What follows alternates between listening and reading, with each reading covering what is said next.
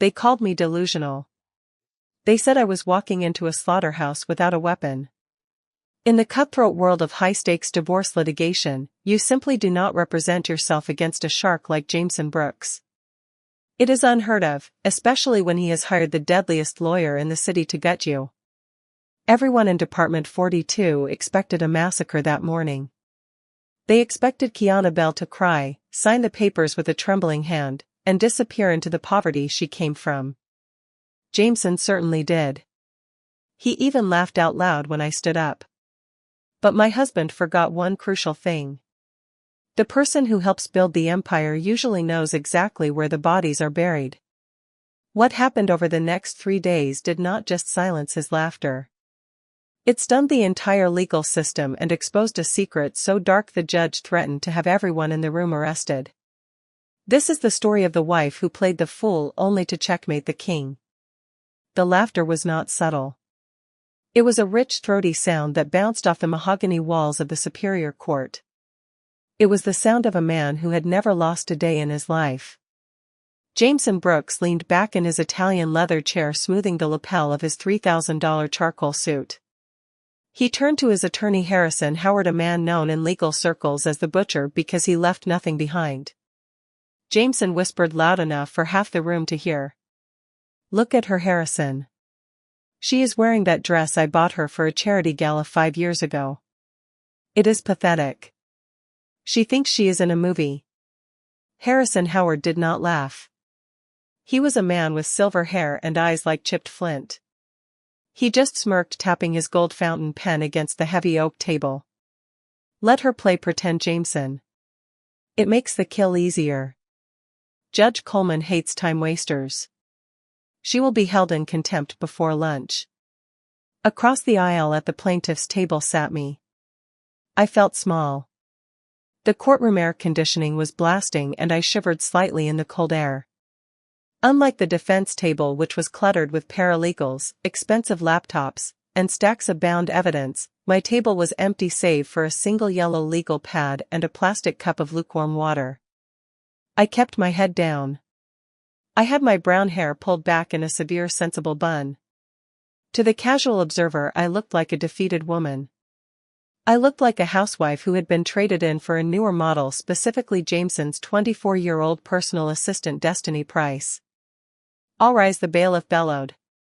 The heavy door behind the bench swung open and the Honorable Judge Declan Coleman swept into the room. Coleman was an old-school jurist. He had zero patience for theatrics and even less for incompetence. He adjusted his glasses and looked down at the docket with a frown. "Case number 4920. Brooks vs. Bell." Judge Coleman grumbled. "We are here for the final hearing on asset division and spousal support." Appearances. Harrison Howard stood up smoothly, buttoning his jacket. "Harrison Howard representing the respondent, Mr. Jameson Brooks, Your Honor." The judge looked to my table. "And for the petitioner." I stood up. My chair scraped loudly against the floor, a harsh noise in the quiet room. Jameson chuckled again, covering his mouth with a well-manicured hand. "Kiana Bell, Your Honor," I said. My voice was soft and trembling slightly. "Representing myself." Judge Coleman peered over his spectacles. He sighed a long, weary exhale that signaled he was already dreading this trial. "Ms. Bell, I am going to ask you this once, and I want you to listen carefully. Your husband is the CEO of Brooks Dynamics. The marital assets in question are estimated in the tens of millions. Mr. Howard here has been practicing law for 30 years. Are you absolutely certain you wish to proceed pro se? You are bringing a butter knife to a nuclear war, madam." "I cannot afford an attorney, Your Honor," I said, looking down at my hands. "Jameson cut off my access to the joint accounts 6 months ago." Harrison Howard shot up. "Objection. Your Honor, Mr. Brooks merely secured the assets to prevent frivolous spending. We offered Ms. Bell a generous settlement of $50,000 to cover her transition. She refused it out of spite." $50,000. The judge raised an eyebrow. "For an estate of this size." "It is more than she came into the marriage with," Harrison said smoothly. She was a waitress when they met, Your Honor. She has no financial literacy. We are trying to protect the estate. I see, the judge said. He looked at me. Ms. Bell, I strongly advise you to reconsider the settlement. If you proceed, you will be held to the same standards as a practicing attorney. I will not hold your hand. If you fail to object, evidence gets in. If you fail to file the right motions, you lose. Do you understand? I looked up. For a split second the fear in my eyes seemed to vanish, replaced by something colder and harder. But it was gone so fast Jameson missed it. I understand, Your Honor, I said. I am ready. Jameson leaned over to Harrison. Watch this. She is going to cry in 10 minutes. Mr. Howard, your opening statement, the judge ordered. Harrison Howard walked to the center of the room. He did not use notes. He was a performer. Your Honor, Harrison began, his voice baritone and trustworthy. This case is simple. It is a tragedy, yes, but a simple one. Jameson Brooks is a visionary. He built Brooks Dynamics from a garage startup into a global logistics empire. He worked 18-hour days. He missed holidays. He sacrificed everything for the success of the family. Harrison gestured accusingly at me. And what did his wife do? She stayed home. She attended luncheons. She spent his money. And now that the marriage has unfortunately broken down due to irreconcilable differences, she wants half. She wants to dismantle a company that employs thousands of people just to fund a lifestyle she did nothing to earn. We will prove that a prenuptial agreement exists, one that she claims to have lost, and that her contributions to the marriage were negligible. We ask the court to limit support to the statutory minimum and grant Mr. Brooks full retention of the company shares. He sat down. It was a strong standard opening. It painted Jameson as the hard-working hero and me as the leech. Ms. Bell, the judge said. Your opening statement. Keep it brief. I walked around the table. I did not go to the podium. I stood awkwardly in the middle of the aisle, holding my yellow notepad against my chest like a shield. My husband Jameson, I started, my voice shaking. He says I did nothing. He says I was just a waitress. That is true. I was a waitress at the Blue Diner on 4th Street when we met. Jameson rolled his eyes. Here comes the sob story, he thought. But I continued, taking a breath. The law in this state speaks of a partnership. It speaks of good faith. Jameson is asking you to believe that he built Brooks Dynamics alone. He is asking you to believe that the $50 million in the Vanguard Trust does not exist. The room went dead silent. Harrison Howard's head snapped up. Jameson froze. The what trust? Judge Coleman asked, leaning forward. The Vanguard Trust, Your Honor, I said, my voice stabilizing. And the shell company in the Cayman Islands registered as Blue Ocean Holdings. And the 3 commercial properties in Seattle purchased under the name of his driver Cooper Long. Jameson's face went from smug to purple in the span of 3 seconds. He slammed his hand on the table. That is a lie. She is lying. Mr. Brooks, sit down, the judge barked. He turned his gaze to me. The pity was gone, replaced by sharp interest. Ms. Bell, those are serious allegations.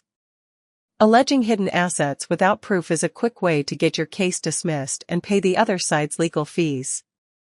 I know, Your Honor, I said. I walked back to my table and picked up a single document.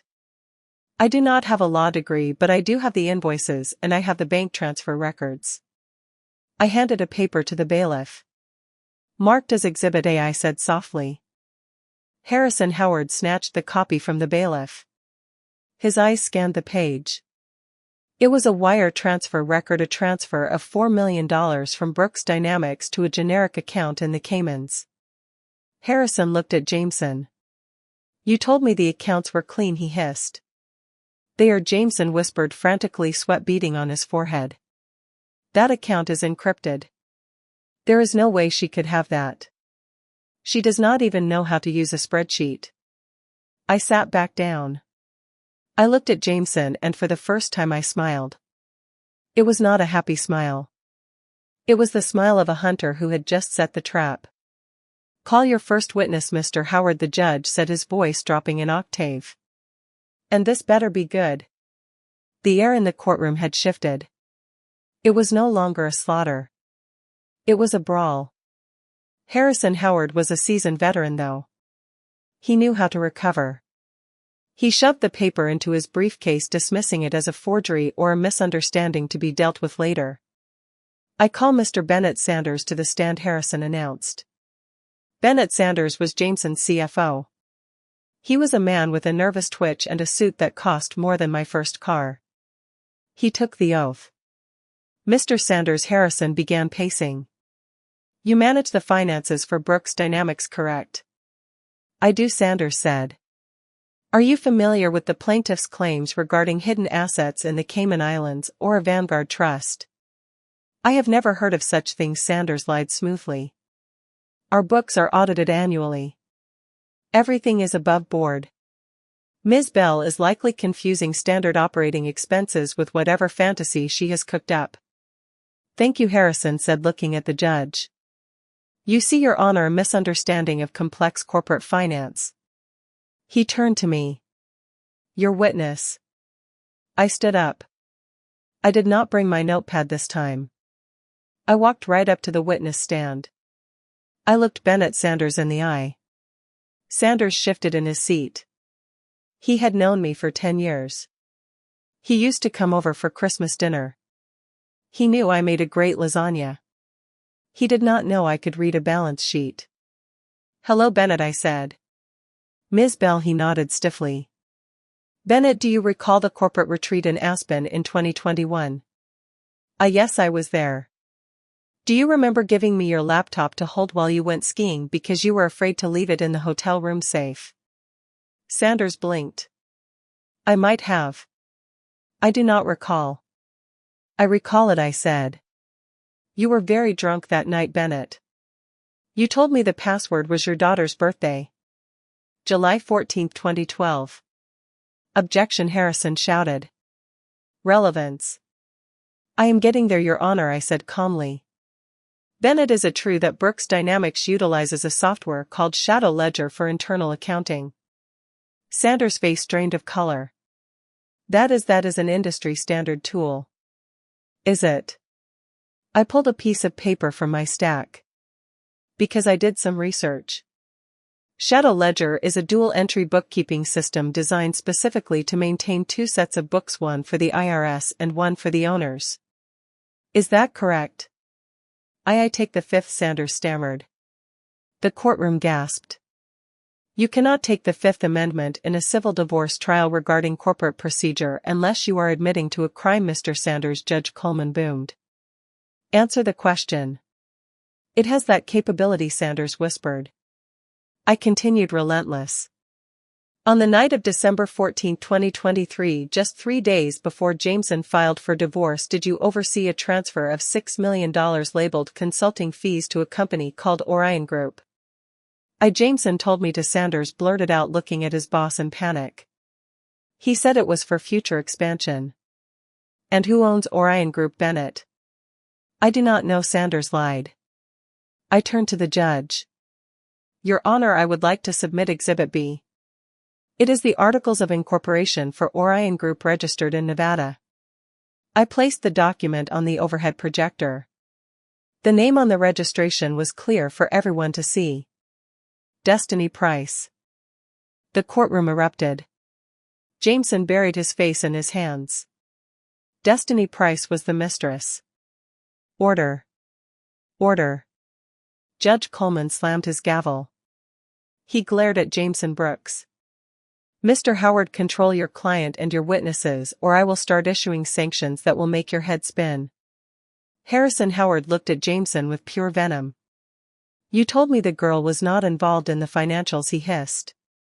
"She is not," Jameson whispered back, terrified. "I just used her name. I did not think Kiana would find it.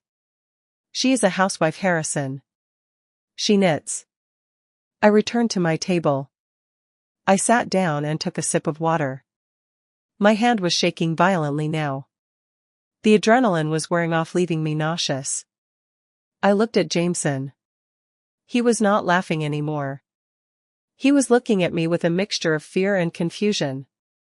He looked like a man who had walked into his own house and found a stranger sitting in his chair. But I knew this was just the beginning. Exposing the money was the easy part. The hard part was proving why I deserved it. Because Jameson had one card left to play. A card that could destroy my reputation and leave me with nothing regardless of the money. Harrison stood up. He adjusted his tie. He looked dangerous now. The smirk was gone, replaced by the cold, calculating look of a predator who had been wounded. "Your Honor," Harrison said, his voice icy. "We would like to move past the financials for a moment. We would like to address the issue of conduct. We call Ms. Kiana Bell to the stand." I froze. This was it. The cross-examination. I stood up and walked to the witness box. Ms. Bell. Harrison began walking close to me, invading my personal space. "You seem very knowledgeable about your husband's business today." "Surprisingly so." "I pay attention," I said. "Do you?" Harrison smirked. "Because according to a sworn affidavit from your former psychiatrist, Dr. Rowan Cox, you suffer from paranoid delusions. Is it not true that you were institutionalized in 2018 for a mental breakdown?" The room went silent again. This was the dirty laundry. "I sought help for depression," I said quietly. "I lost a child." "Ah yes," Harrison said, his voice dripping with fake sympathy. "A tragedy. But during that time you accused your husband of spying on you. You accused him of gaslighting you. You were medicated, were you not?" "Yes." "And isn't it true," Harrison leaned in, "that you have a history of fabricating stories to get attention? That you are in medical terms an unreliable narrator?" I looked at the judge, then at Jameson. Jameson was grinning again. This was his narrative. Crazy Kiana. Sad crazy Kiana. "I was medicated," I said, my voice gaining a strength I hadn't felt in years. "I was medicated because my husband was gaslighting me, and I can prove that too." Harrison Howard let out a short derisive laugh and shook his head. "How?" he asked, looking at the judge with a smirk. "With more stolen docum." "NTS, Mrs. Brooks?" "No," I said calmly. "With the recordings." Harrison stopped laughing instantly. His smile evaporated. "What recordings?" he demanded. "The state of New York is a one-party consent state for audio recording," I said, citing the statute number perfectly from memory. "For the last 2 years of our marriage I carried a digital voice recorder in my pocket. Every threat, every admission, every time Jameson told me he would destroy me if I ever tried to leave, I have it all." I reached into my tote bag and my fingers closed around the cool plastic of a small black USB drive. I pulled it out and held it up for the room to see. "Exhibit A, Your Honor," I said. Jameson jumped to his feet so fast he knocked his heavy leather chair over with a crash. "She can't do that," he screamed, his face turning a blotchy red. "That is private conversation." Harrison, "Stop her." "Sit down," the judge roared. Judge Coleman's voice boomed off the mahogany walls. "Mr. Howard, if your client speaks one more time out of turn, I will have the bailiff gag him." Jameson froze, his chest heaving, and slowly sank back into his chair. Judge Coleman turned his gaze to me. "Mrs. Brooks, you are telling me you have audio evidence of the respondent admitting to what exactly?" I looked straight at Jameson. I looked right into his terrified blue eyes. "Admitting to the fraud, Your Honor, and admitting that he paid Dr. Rowan Cox to falsify my diagnosis to keep me under control." The silence in the courtroom was heavy and suffocating. It felt like all the oxygen had been sucked out of the room. Even the court reporter stopped typing, her hands hovering over the keys. "Play it," Judge Coleman ordered. The bailiff walked over and took the USB drive from my trembling hand. He plugged it into the court's AV system. A projection screen slowly descended from the ceiling, displaying a simple media player interface. Judge Coleman leaned back in his high-backed chair, his face unreadable. Mr. Howard, I am allowing this under the crime-fraud exception to marital privilege. If this recording contains evidence of a crime, your objection is overruled before you even make it. Harrison Howard didn't object. He was too busy staring at his client with a look of dawning horror. Jameson was gripping the edge of the defense table so hard his knuckles were white. He looked like a man watching a bomb countdown he couldn't stop. Play it, the judge said again. The courtroom speakers crackled with static, and then a voice filled the room. It was unmistakably Jameson Brooks. The audio was clear, recorded in a space with a slight echo, likely our master bathroom with the high ceilings and marble floors. Stop crying, Kiana, the recorded voice sneered. It is pathetic. You really think anyone is going to believe you? You are a high school dropout who got lucky. I know what you are doing with the Cayman accounts, Jameson, my voice on the recording said, sounding small and frightened.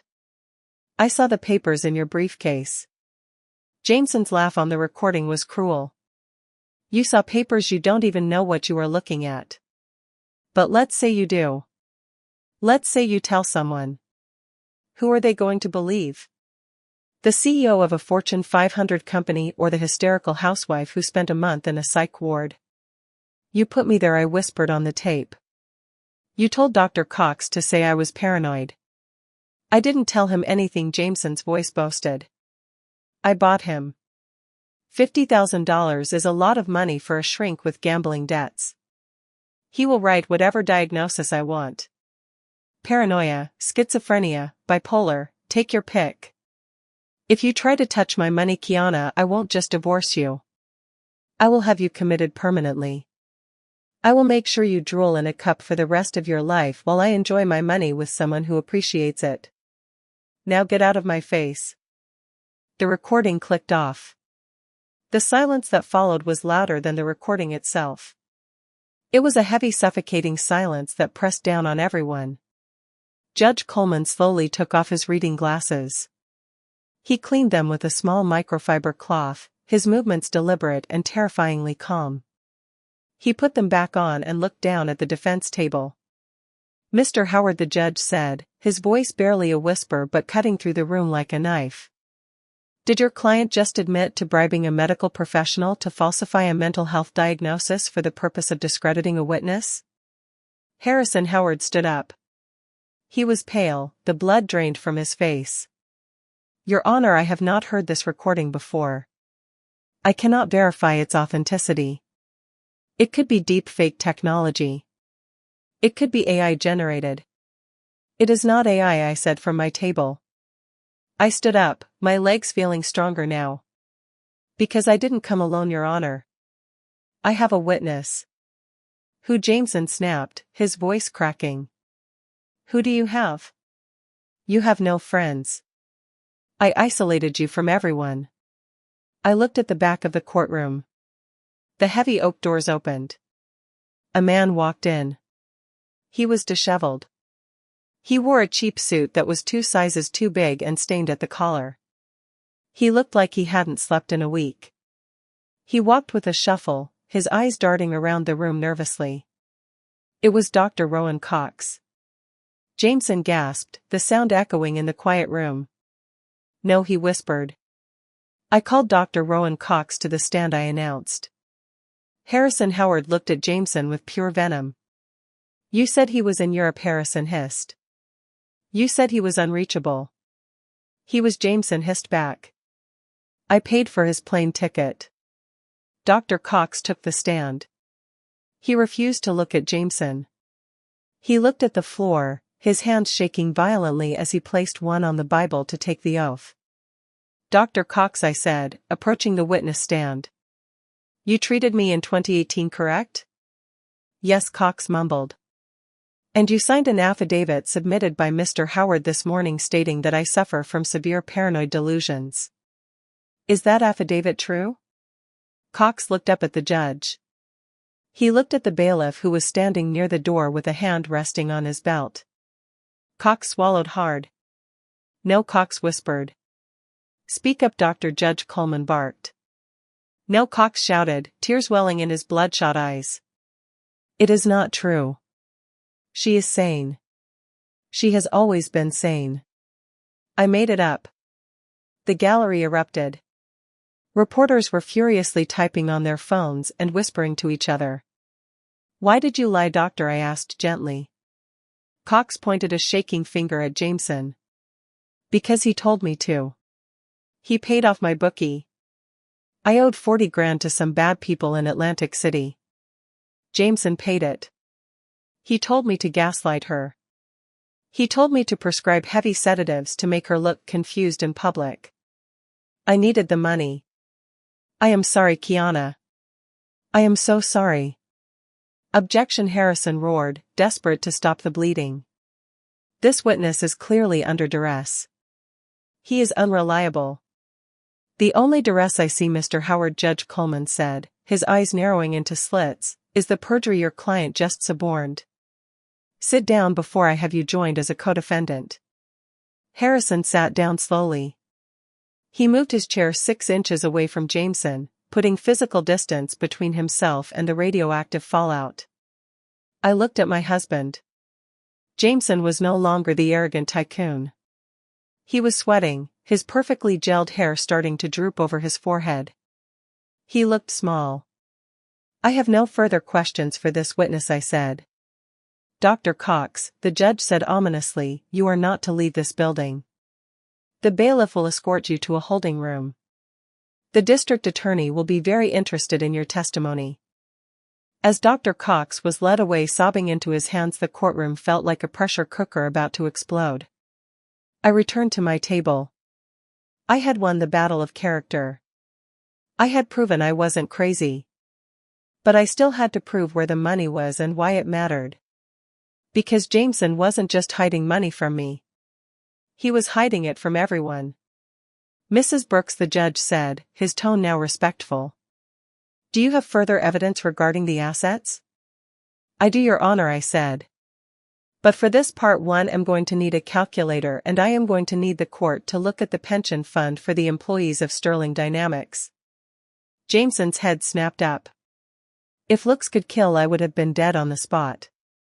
The fear in his eyes wasn't just about divorce anymore. It was the primal fear of prison. The pension fund, Harrison Howard whispered. He turned to Jameson. What did you do, Jameson? Tell me right now. If you lie to me again, I walk. It is complicated, Jameson stammered. I borrowed against it. Just temporarily to cover the margin calls on the expansion. Harrison closed his eyes and pinched the bridge of his nose. You embezzled from your employees' retirement to fund a shell company, Jameson. That is federal. Mrs. Brooks, proceed, the judge ordered. I walked to the projector. I placed a new document on the glass. It was a complex spreadsheet filled with rows of numbers and dates. Exhibit D, I announced. This is a comparison of the employee contributions to the Sterling Dynamics 401k plan versus the actual deposits made into the custodial account at Chase Bank. I used a laser pointer, a cheap red one I bought at a gas station, to circle a column. From January 2022 to present, I explained, my voice steady. Every employee had 5% of their paycheck deducted for retirement. That money was supposed to go to Chase Bank, but it didn't. I slapped another paper down on the projector. This, I said, is the ledger from Blue Ocean Holdings in the Cayman Islands. The dates match perfectly. January 15th, $400,000 deducted from payroll. January 16th, $400,000 deposited into Blue Ocean. He was skimming the retirement fund, laundering it through the Caymans to avoid taxes, and then using it to buy real estate under his mistress's name. The courtroom was buzzing. This wasn't just a divorce anymore. It was a corporate scandal of massive proportions. Mr. Howard, the judge said, his voice deadly calm. Does your client have an explanation for why the employee pension fund is empty? Harrison stood up slowly. He looked tired. He looked like a man who realized his career might end today along with his clients. Your Honor, Harrison said. We request a recess. I need to confer with my client regarding potential criminal liability. Denied, Judge Coleman said instantly. We are in the middle of a trial. If your client wishes to invoke his Fifth Amendment rights against self-incrimination regarding the embezzlement, he may do so. But that will allow me to draw an adverse inference regarding the marital assets. In layman's terms, Mr. Howard, if he stays silent to stay out of jail, he loses the divorce. If he speaks to win the divorce, he goes to jail. Choose. It was the ultimate checkmate. Jameson stood up. He shoved Harrison aside. This is ridiculous, Jameson shouted. I am the CEO. It is my company. I can move capital wherever I want. I was going to pay it back. It was a bridge loan. A bridge loan unauthorized by the board, I asked calmly from my table. Because I have the board meeting minutes here, Jameson. You never told them. In fact, you fired the internal auditor who asked about it last month, didn't you? Mr. Cole would. Cole was incompetent, Jameson yelled, his face turning a deep shade of crimson. Just like you. You think you are so smart, Kiana. You think you can take me down. I built this empire. I am Sterling Dynamics. Without me you are nothing. You are just a waitress. Mr. Brooks. The judge slammed the gavel. Control yourself. No, Jameson was unhinged now. The facade of the cool, collected billionaire had shattered into 1,000 pieces. She hacked my computer. That is illegal. This evidence is inadmissible. Arrest her. I didn't hack your computer, Jameson, I said softly. The room went quiet to hear me. I didn't have to, I continued. You linked your iPad to the family cloud account so you could upload photos of your trips with Destiny Price. You were so arrogant. You didn't even realize that every document you saved, every spreadsheet you edited was automatically backing up to the family server in the basement. The server I paid to install to store our wedding photos. I looked at him with pity. You took everything from me, Jameson. My dignity, my friends. You tried to take my sanity. But you forgot to change your iCloud settings. Some of the people in the gallery laughed. It was a nervous, shocked laughter. Harrison Howard began packing his briefcase. Where are you going, Mr. Howard? Judge Coleman asked. I am withdrawing as counsel, Your Honor, Harrison said, not looking at Jameson. My client has lied to me, implicated me in suborning perjury, and is currently confessing to federal wire fraud on the record. I am ethically bound to withdraw. You sit your backside down, Harrison. Jameson grabbed his lawyer's arm. I pay you $1,000 an hour. You don't leave until I say so. Get your hands off me, Harrison snarled, shaking him off. Mr. Howard, you will remain until this hearing is concluded, the judge ruled. But you are not required to suborn further perjury. Now, Mrs. Brooks, you have proven the assets exist. You have proven spousal abuse and fraud. What is your request for judgment? I took a deep breath. I looked at the yellow legal pad where I had written my closing argument. I didn't need it. I don't want half, Your Honor, I said. Jameson froze. What? I don't want half, I repeated firmly. I want it all. On what grounds? The judge asked, intrigued. On the grounds of dissipation of assets, I cited the legal precedent. When one spouse maliciously wastes or hides assets to defraud the other, the court has the discretion to award 100% of the remaining estate to the victim. Jameson has emptied the pension fund. He has spent millions on his mistress. He has hidden the rest in the Caymans. If you give him half, he will flee the country. He has a flight booked to Brazil for tonight at 10 p.m. I held up a printout of an airline ticket. Exhibit E, I said. Jameson checked his pockets frantically for his phone. He had booked that flight 2 hours ago during the bathroom break. How did she have it? My iCloud, he whispered, horrified. He is a flight risk, Your Honor, I said. I am asking for full control of the remaining liquid assets, the marital home, and the shares of Sterling Dynamics to be held in trust so that I can repay the employees he stole from. It was a noble move. I wasn't asking for the money for yachts. I was asking for it to save the workers. Judge Coleman looked at Jameson. He looked at the evidence. He looked at the empty witness stand where Dr. Cox had sat. I am inclined to agree, the judge said. Mr. Brooks, surrender your passport to the bailiff immediately. I left it at home, Jameson lied. Bailiff, search him, the judge ordered. The bailiff stepped forward. Jameson backed away. Don't touch me, Jameson screamed. He looked at the exit. He looked at the window. He was a trapped animal. Suddenly the heavy double doors at the back of the cour room burst open with a loud bang that made everyone jump. Everyone turned. 6 men and women in navy blue windbreakers with yellow lettering marched in. They were followed by 2 uniformed NYPD officers. The lettering on the jackets didn't say FBI. It said SEC, Securities and Exchange Commission, and behind them the DOJ, Department of Justice. The lead agent, a tall woman with a stern face and hair pulled back in a tight bun, pointed at the defense table. Jameson Brooks, she announced. I am Special Agent Monique Ramirez. We have a warrant for your arrest for securities fraud, embezzlement, and money laundering. Jameson slumped into his chair. He looked at me. I didn't look away. I didn't smile. I didn't gloat. I just watched. I told you, Jameson, I whispered, though he couldn't hear me across the chaotic room.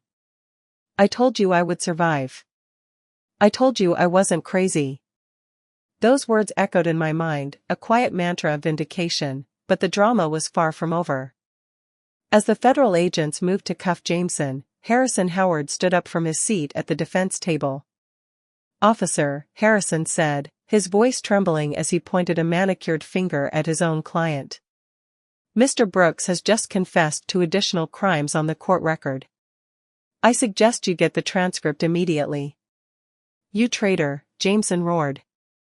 He lunged at Harrison, his face twisted into a mask of pure, unadulterated hate. The chaos of Jameson Brooks's arrest took 20 minutes to clear. The sight of the billionaire CEO being dragged out in handcuffs, screaming obscenities at his lawyer and his wife, was the kind of spectacle that would dominate the news cycle from New York to Los Angeles for weeks. When the heavy oak doors finally closed, leaving the courtroom in a stunned, dusty silence, only a few people remained. Me, Judge Coleman, the court reporter, and Harrison Howard, who was frantically shoving papers into his briefcase, looking like a rat sensing the ship had already snapped in half. Mr. Howard, Judge Coleman said, his voice echoing in the empty room with the weight of a gavel strike. Harrison froze, his hand hovering over a stack of files. Your Honor, you are perilously close to being disbarred. If you want to save your license, you will cooperate fully with the court-appointed receiver. Do I make myself clear? Crystal, Your Honor, Harrison said, wiping a bead of sweat from his brow. He glanced at me. For a moment, his eyes narrowed, a look of cold calculation rather than defeat, before he hurried out the side exit. I stood alone at the plaintiff's table. I felt lightheaded. The adrenaline crash was coming, and it was going to be brutal. Mrs. Brooks, or should I say Ms. Bell, the judge said gently. I looked up. Yes, Your Honor. In light of the federal indictment and the freezing of Mr. Brooks's personal assets, the company, Sterling Dynamics, is effectively headless. The stock is going to freefall the moment the market opens tomorrow morning. Thousands of jobs are at risk. I know, I said, my voice steady despite the trembling in my hands. That is why I asked for control. Judge Coleman nodded slowly. I am granting you an emergency conservatorship over the voting shares held by the marital estate. Until the divorce is finalized or the criminal trial concludes, you are the majority shareholder. You are, for all intents and purposes, the owner of Sterling Dynamics. He leaned forward, his expression grave.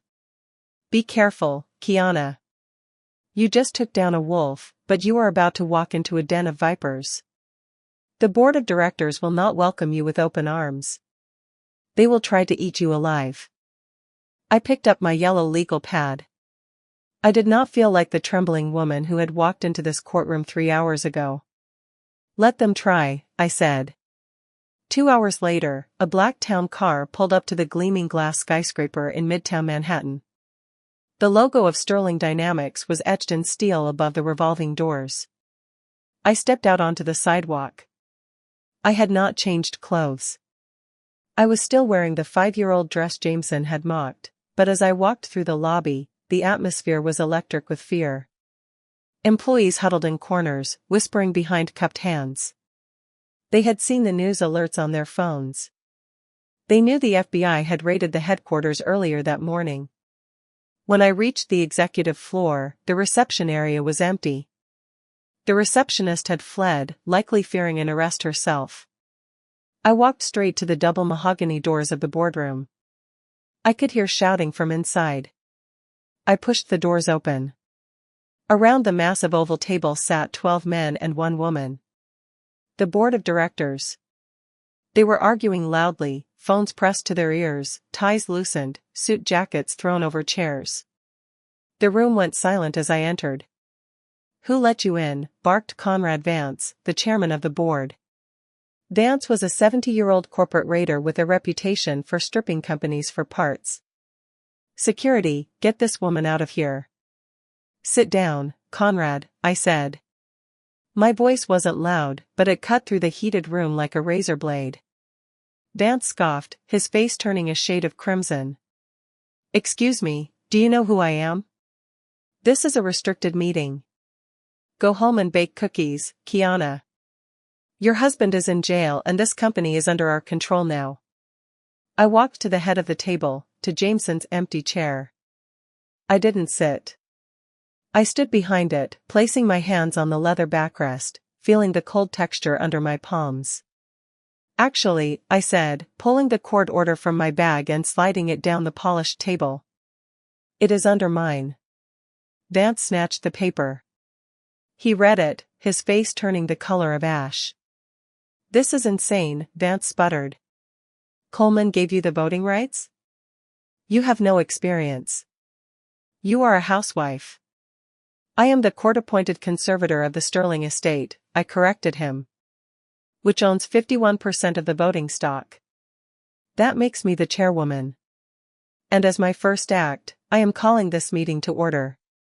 "We won't stand for this," said another board member, a heavy-set man named Baxter. "We are filing an emergency motion to remove you. The stock is down 40% in 2 hours. We need to sell the logistics division to Amazon by the end of the day to save the capital." "No," I said. "What do you mean no?" Baxter stood up, slamming his hand on the table. "You don't understand business. We have a liquidity crisis." "We have a corruption crisis," I shot back. "And we are not selling the logistics division. That division employs 4,000 people in Ohio and Michigan. If you sell it, they lose their pensions because of the way Jameson structured the debt." I read the contracts, Baxter. The room fell silent again. They were looking at me differently now, not with respect, but with caution, like I was a bomb that had just started ticking. "So, what is your brilliant plan?" Vance sneered. "Hug the employees until the stock recovers?" "No," I said. "My plan is to cut the cancer out." I reached into my bag and pulled out a stack of manila folders. I tossed one in front of Vance, one in front of Baxter, and one in front of the female board member, Linda Gray. "What is this?" Linda asked, opening the folder with shaking fingers. "That," I said, "is a record of the kickbacks you 3 received from the construction of the new warehouse in Nevada.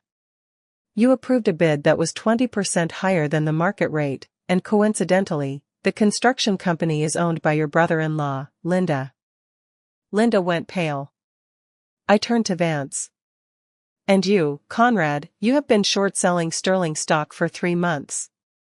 You knew Jameson was cooking the books. You were betting against the company you were supposed to be protecting." Vance slammed the folder shut. "This is slander." It is in the emails, I said. Jameson kept everything. He didn't trust you any more than you trusted him. I leaned forward, gripping the chair until my knuckles turned white. Here is how this is going to work. Vance, Baxter, Gray, you are resigning.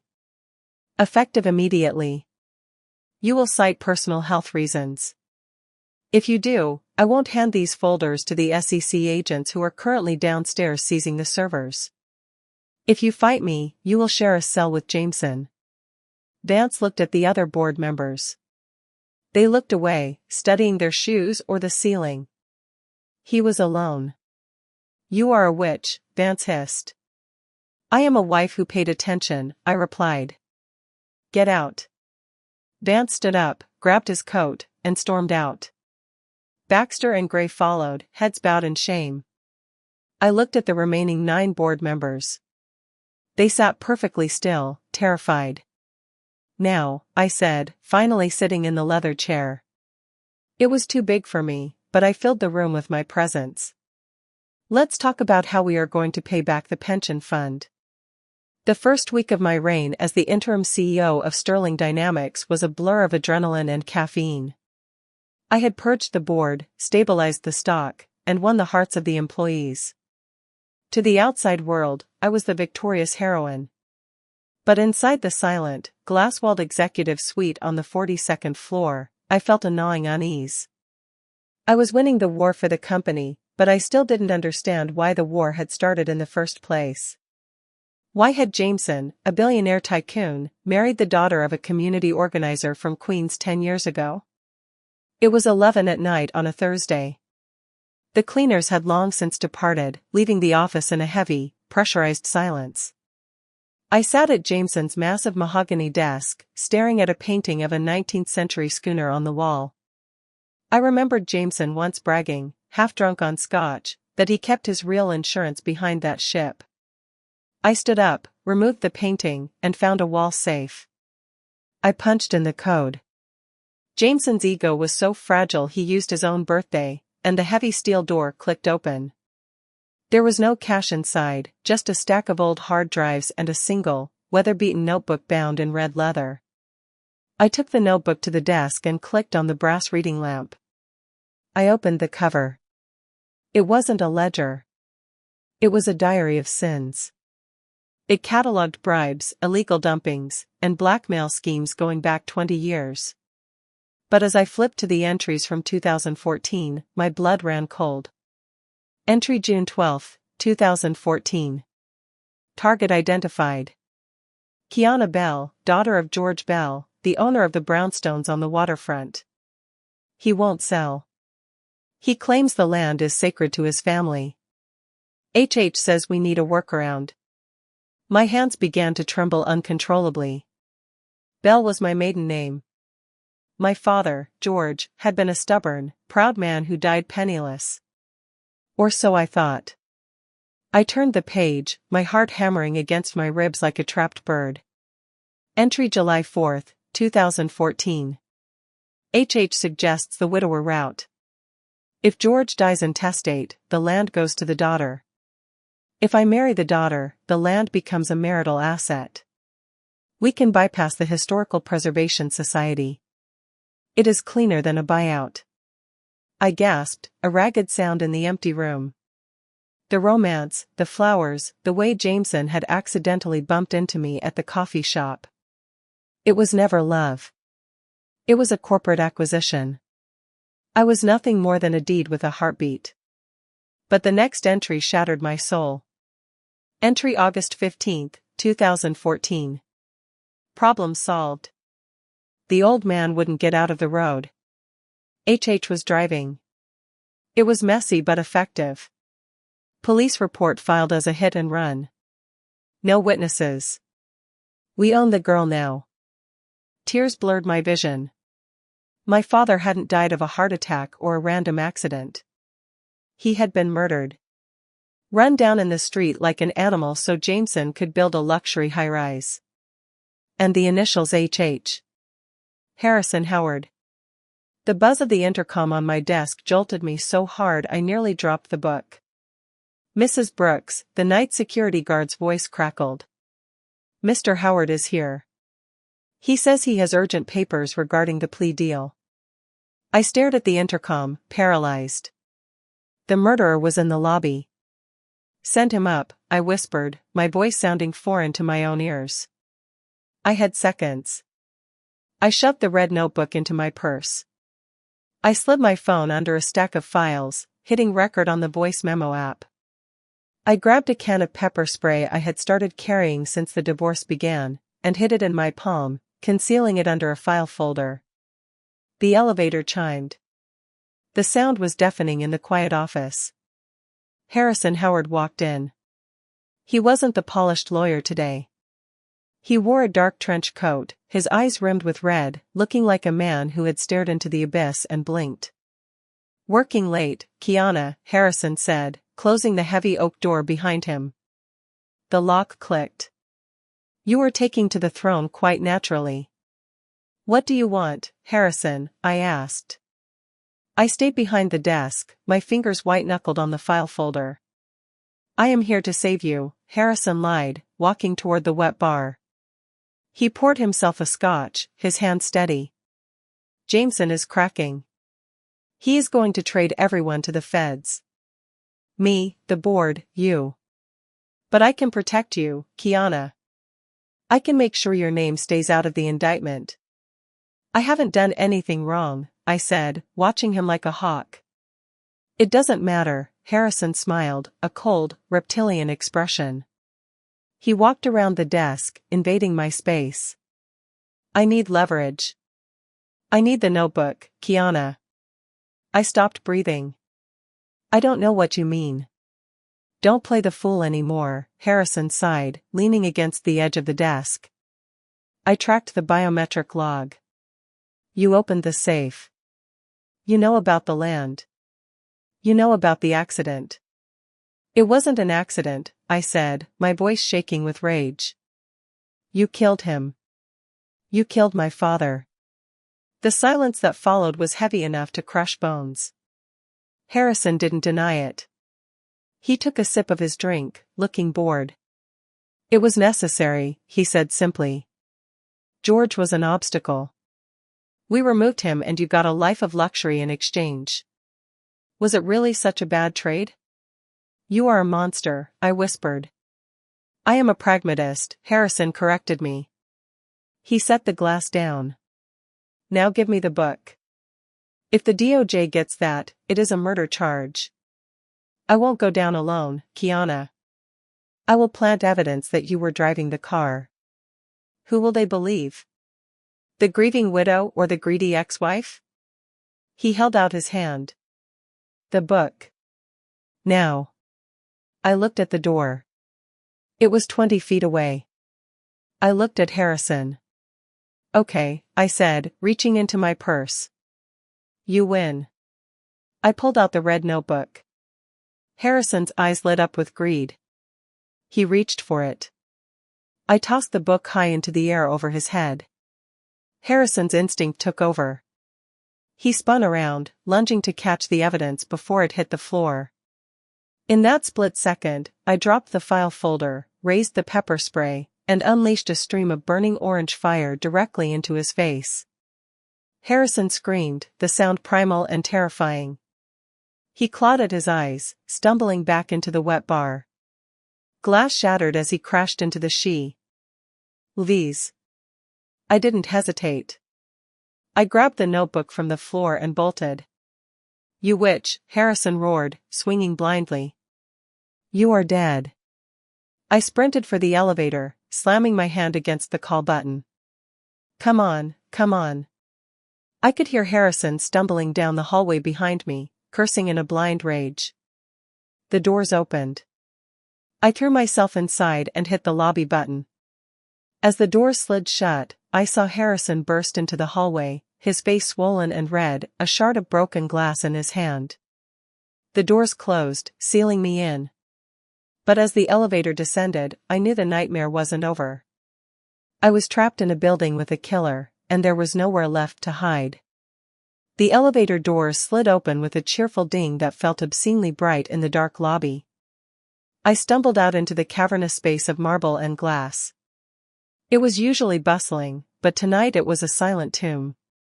I sprinted toward the revolving doors, my heels clicking loudly on the polished floor.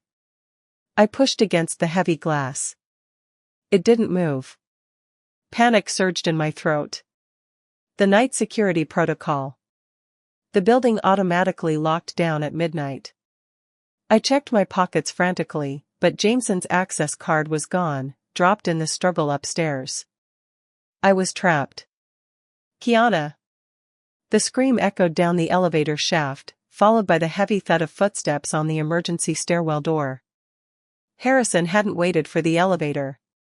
He was coming down the stairs, and he was getting closer with every second. He had taken the stairs, fueled by a terrifying, murderous rage that seemed to defy his physical limitations. Kiana Bell dove behind the massive granite security desk in the lobby just as the heavy steel door to the stairwell burst open, slamming against the wall with a violence that echoed through the empty atrium. Harrison Howard limped into the cavernous lobby, and he looked like something out of a nightmare. His eyes were bloodshot and streaming uncontrollable tears from the pepper spray, his skin was blotchy, swollen, and radiating heat. In his right hand, he gripped a jagged shard of heavy crystal, likely a broken piece from an award in the hallway, now repurposed as a makeshift dagger capable of lethal damage. "I know you are in here, Kiana," Harrison rasped, his voice sounding like gravel grinding against glass as it bounced off the cold marble walls. "The building is in total lockdown. The doors are magnetic. You cannot get out, and I assure you, the police will not get here in time to save you." Kiana crouched lower, pressing her back against the cool stone of the desk, clutching the red leather notebook to her chest like a shield. Her other hand gripped her smartphone so tightly her knuckles turned white. The screen was illuminated, the call with Special Agent Monique Ramirez silent, but very much connected. "You really think you have one, don't you?" Harrison taunted, moving slowly toward the center of the room. He was hunting by sound, tilting his head, trying to listen past the rushing of blood in his own ears. "You think just because you found a diary, you can take us down. Jameson is weak. He always was. But me? I solve problems. I fix things. Just like I fixed the problem of your father all those years ago." He stopped moving. In the silence of the lobby, the air conditioning hummed, but it wasn't enough to mask the sound of Kiana's ragged, terrified breathing from behind the desk. "Found you," Harrison whispered. He lunged around the corner of the security station with surprising speed. Kiana screamed, a raw sound of pure survival instinct, and scrambled backward on her hands and knees, putting distance between herself and the man who had destroyed her family. She backed away toward the massive decorative fountain in the center of the lobby, water cascading down its slate tiles. Harrison closed the distance, raising the glass dagger high above his head, his face twisted into a mask of pure, unadulterated hate. "Give me the book, Kiana," he snarled, saliva flying from his lips. "Give it to me now, and I will make it quick." Kiana looked up at the lethal shard of glass catching the lobby lights. She looked at the man who had orchestrated her life's greatest tragedies. Then, she looked down at the phone in her hand. Something in her shifted. The fear evaporated, replaced by a cold, hard resolve. "No," she said, her voice shaking at first, but gaining steel with every syllable. "I am not giving you the book, Harrison. But I will give you an audience." She held up the phone, the screen glowing bright in the dim lobby. "Agent Ramirez, did you hear that confession?" A crisp, amplified voice cut through the silence, loud enough for Harrison to hear over the rushing water of the fountain. "We got it all, Mrs. Brooks. Stay down and look at the main entrance." Harrison froze, his arm still raised, confusion clouding his swollen eyes. Suddenly, the world exploded. The massive glass revolving doors at the front of the Sterling Dynamics building shattered inward with a deafening crash as a SWAT-armored truck rammed the entrance, metal groaning against stone. Men in heavy tactical gear swarmed through the jagged opening, the red beams of their laser sights cutting through the dust and debris like lightsabers. Federal agents, drop the weapon. Get on the ground. The commands were barked with authority, bouncing off the high ceilings. Harrison Howard stood there, blinking in the blinding tactical lights, looking small and pathetic against the wall of law enforcement.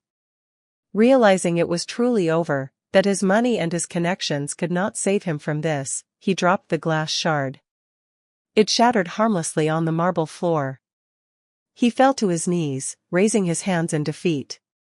As the officers swarmed him, cuffing him and dragging him away, Special Agent Monique Ramirez walked calmly through the debris, her heels clicking on the floor. She approached Kiana, who was standing by the fountain, trembling as the adrenaline began to leave her body. "Mrs. Brooks, are you all right?"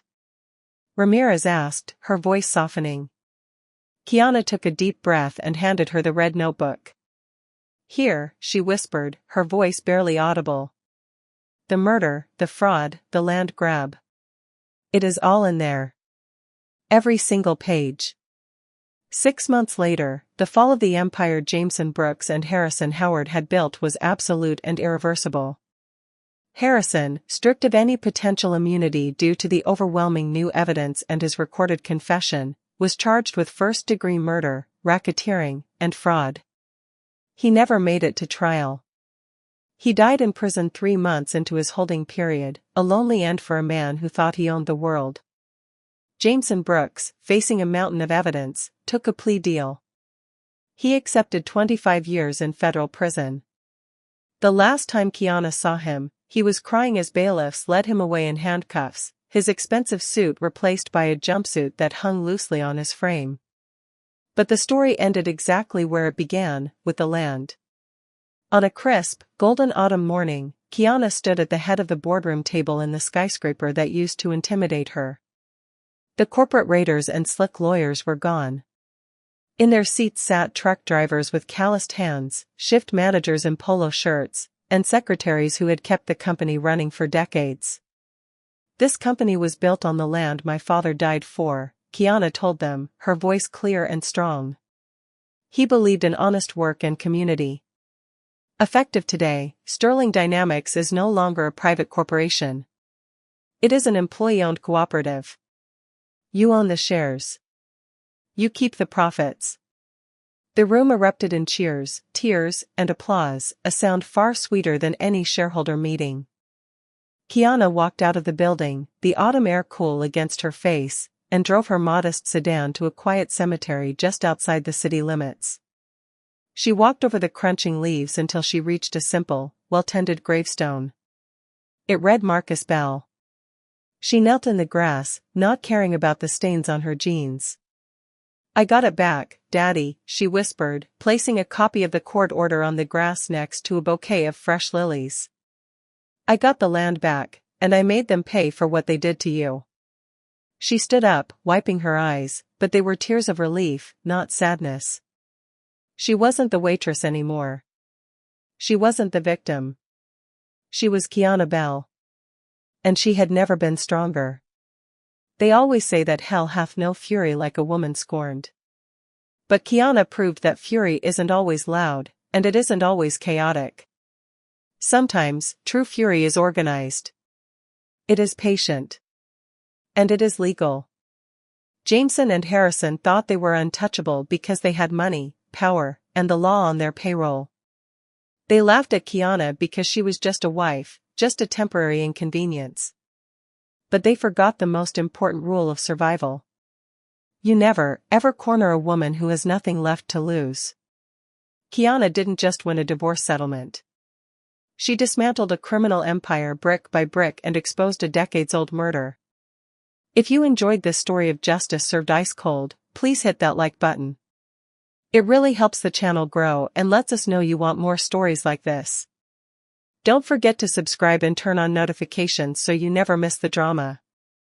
Tell me in the comments, do you think 25 years was enough for Jameson, or did he deserve life like Harrison?